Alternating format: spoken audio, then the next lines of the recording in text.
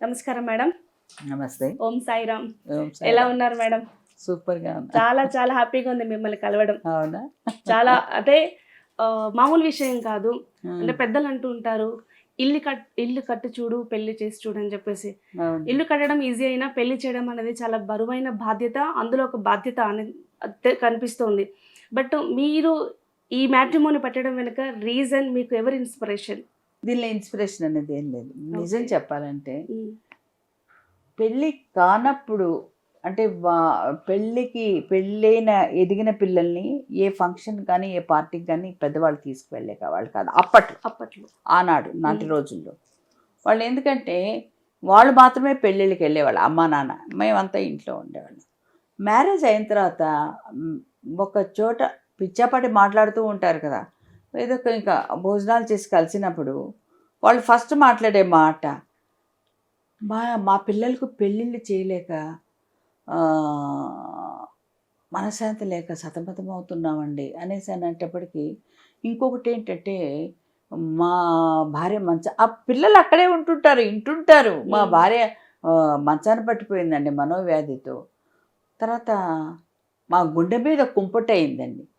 గుండె మీద కుంపటి ఎంత దారుణమైన ఉపమానం ఇది. కరెక్ట్. మనం పెంచి పెద్ద చేసి పిల్లల్ని కని వాళ్ళు ఎంతో వృద్ధిలోకి తెచ్చాక పెళ్లి విషయంలోకి వచ్చాక గుండె మీద కుంపటి అయిపోయారా? ఎందుకంటే మీరు అన్నట్లు పెళ్ళైతే చేయలేము, ఇల్లైతే కట్టవచ్చు కానీ పెళ్ళైతే చేయలేము. ఆడపిల్ల తండ్రి గడప గడపకు చెప్పులు అరిగేలా కాళ్ళు అరిగేలా పిల్ల పెళ్ళి కోసం తిరిగాడని ఆ పిల్లలు విన్నప్పుడు ఏమవుతారు? అది నాకు నిజంగా కలుక్కుమనేది మనసు. ఓకే.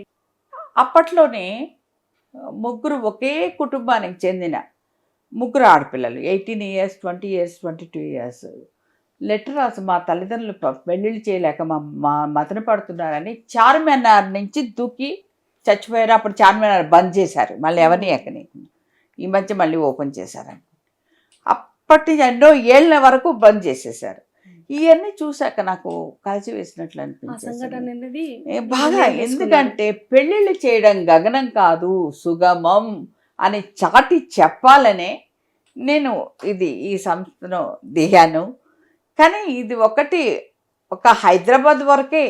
ఏదో an idle man's brain is devil's workshop అనేసి అంటారు కాబట్టి ఏదో హస్బెండ్ తెస్తున్నారు, నేను ఇంట్లో ఖాళీగా కూర్చొని ఇరుగమ్మలతో పురుగమ్మలతో పిచ్చాబట్టి మాట్లాడుకొని లేనిపోయిన తలనొప్పులు మనకెందుకు తెచ్చుకోవడం, ఏదో ఒకటి చేయాలి.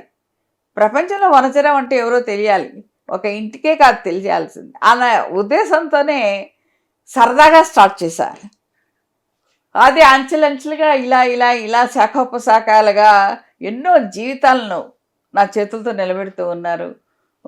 నా దగ్గర ఎంతోమంది కుటుంబాలు బ్రతుకుతున్నాయి. అలాగే ఎంతోమంది మ్యారేజ్ చేసుకుని హ్యాపీగా ఉన్నారు. వాళ్ళ పిల్లలకు కూడా వాళ్ళ బారసాలలు కానీ, వాళ్ళ బర్త్డేస్కి కానీ, వాళ్ళ పెళ్ళిళ్ళకి కానీ వచ్చి నన్ను ఇన్వైట్ చేస్తున్నారంటే ఈ జన్మకి ఇది చాలా అనిపిస్తుంది. వాళ్ళు ఎంత సంతోషంగా ఉంటేనే మిమ్మల్ని హ్యాపీగా ఉంటేనే కదా మనం. సూపర్. కొంతమంది అయితే మీరు ఒక చిన్న ఇన్సిడెంట్ చెప్తాను. మలిక్పేట దగ్గర యశోద హాస్పిటల్ ఎదురుగా వాళ్ళు ఒకతను ఆ టైంలో కొంచెం పిల్లలకి ఎగ్జామ్ టైం అండి. ఎవరు అతను తెలియదు నాకు. చాలా ప్రాబ్లమ్స్ వచ్చాయి ఆటోమేటిక్గా. కరెంట్ కూడా కట్ చేసేసారు. నేను కరెంట్ కూడా పెట్టలేకపోయాను. ఎగ్జామ్స్ టైంలో పిల్లలు చదవలేకపోయారు. ఎవరో అన్నారు, వనజరావుని అడగండి ఏమైనా హెల్ప్ చేస్తారేమో అనేసి అన్నారు. వెతుక్కుంటూ వచ్చాను. అంటే అప్పుడే రిజిస్ట్రేషన్ అయిన అమౌంట్ నేను ఎప్పుడు ఇచ్చేటప్పుడు కౌంట్ చేయను, అలా తీసుకొని ఎందుకు కట్టేసేసుకోండి అనేసి అన్నారు. బస్సు ఉంటే ఎంతో ఉంటుంది, అంతకంటే లక్షలు కాదు, 50-60 వేలు ఇచ్చారు. ఆయన నన్ను చేసుకున్నారు. తర్వాత ఒకసారి మేడం ఒక్కసారి మీరు మా ఇంటికి వచ్చి మా పిల్లల్ని ఆశీర్వదిస్తారు, వాళ్ళు పరీక్షలు పాస్ అయిపోయారు, బాగున్నారు, హ్యాపీగా ఉన్నాం మేము అని. అప్పుడు వెళ్తూ ఉంటే మా చెల్లి కూడా వచ్చింది డల్లాస్ నుంచి. అక్కడ నేను వస్తాను, సరే రావే అనేసి ఎక్కడో మలక్పేట అంట యశోద హాస్పిటల్ అంటే అడ్రస్ పట్టుకొని అలా డ్రైవర్తో చెప్తూ వెళ్తూ ఉన్నాం. అక్కడికి వెళ్ళిన తర్వాత అప్పుడు నాకు ఎందుకో అనిపించింది, ఆ రోజు మా అమ్మ బర్త్డే. మా అమ్మ బర్త్డేకి ఎవరికో ఒకళ్ళకి అంటే మా ఇంట్లో వాళ్ళకి కాకుండా బయట వాళ్ళకి ఎవరికో ఒకళ్ళకి అమ్మ నాన్నకి బట్టలు ఇవ్వడం అలవాటు. సరే వాళ్ళిద్దరికి ఇచ్చేద్దామని తీసుకొని వెళ్తున్నాను. వెళ్ళాక వాళ్ళకి ఇచ్చాను, పిల్లలకి ఇవన్నీ ఇచ్చాను, చాక్లెట్స్ అవి. వస్తుంటే ఇంకా ఎంట్రన్స్లోనే పసుపు కుంకుమ అంతా చల్లున్నారు, పెద్ద ఫోటో ఉంది. నేను ఇలా కళ్ళు మూసుకొని ఇలా దండం పెడుతూ ఉన్నాను. మా చెల్లి అక్కయ్య అక్కయ్య నీ ఫోటోనే నీ ఫోటోనే నీ ఫోటోనే సిగ్గుపోయి అప్పుడు కళ్ళు తీసి చూసేటప్పటికి నా ఫోటోని పెట్టేసేసి వాళ్ళు మీరేనండి మాకు దేవుళ్ళు అనేసి. అంత మాత్రానికి నేనేం పెద్ద కోట్లు ఇవ్వలేదు, ఏమి ఇవ్వలేదు, కానీ ఆ టైంలో మీరు మమ్మల్ని ఆదుకున్నారండి, నా బిడ్డలకి భవిష్యత్తు ఇచ్చారు అనేసేసి. అంటే అది జీవితంలో కొన్నాళ్ళు మర్చిపోలేదు నేను. మీకు ఆ విషయం చిన్నది కావచ్చు, బట్ ఎదుటి వాళ్ళు ఆ దాంతో స్థిరపడిపోయారు. అది ఎలా మర్చిపోతారు? అది మాత్రం నాకు జీవితంలో ఎప్పటికీ నేను మర్చిపోలేను.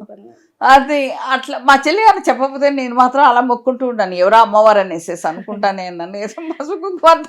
కాబట్టి తెలియలేదు.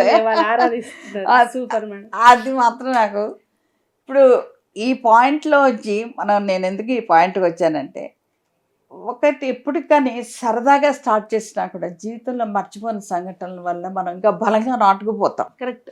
పుట్టినప్పుడు పట్టుకొచ్చేది లేదు, కడతరినప్పుడు కట్టుకుపోయేది లేదు. కానీ ఉన్నంతలో మనం మంచి చేయాలి, ఏదో ఒక మంచి చేయాలి. అదొకటి మాత్రం బ్రతికినందుకు సార్థకత అనేది ఉంటుంది, మనిషి ఉన్నంత వరకు అది ఉంటుంది. అది నేను ప్రతి ఒక్కరికి చెప్పేది కూడా అదే. పుట్టడం గిట్టడం చాలా తేలికే, కానీ ఉన్నప్పుడు ఏం చేసావు అది ఆలోచించమంటాను. నా పిల్లలకు కూడా నేను అదే చెప్తూ ఉంటాను. Correct madam. Thank you so much madam. సరే.